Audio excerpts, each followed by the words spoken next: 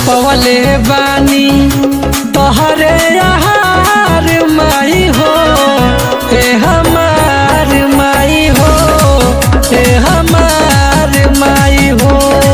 जबले जियब तबले रहब कर्जदार माई हो, हे हमार माई हो, हे हमार माई हो।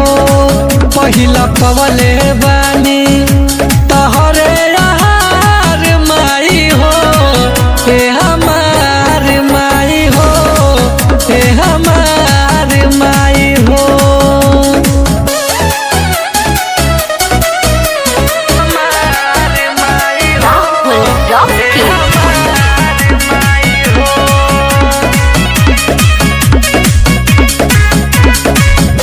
नवे हो महीनवा माई कोठिया में ढोवास, चोट लागे हमके बाकी अपने उरोवास।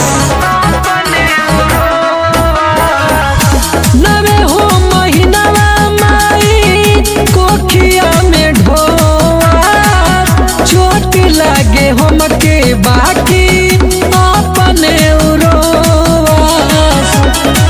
तहरा तना केहू करी न प्यार माई हो, हे हमार माई हो, हे हमार माई हो। पहिला पवले बानी तोहरे आहार माई हो, हे हमार माई हो, हे हमार माई हो।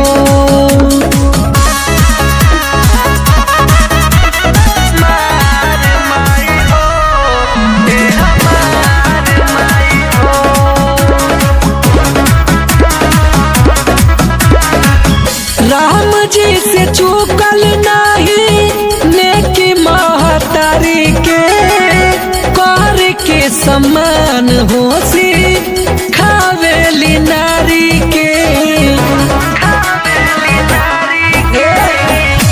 राम जी से चूकल नहीं नेकी महतारी के, बेटा ला सब कुछ कहरस मन अपन मारी के।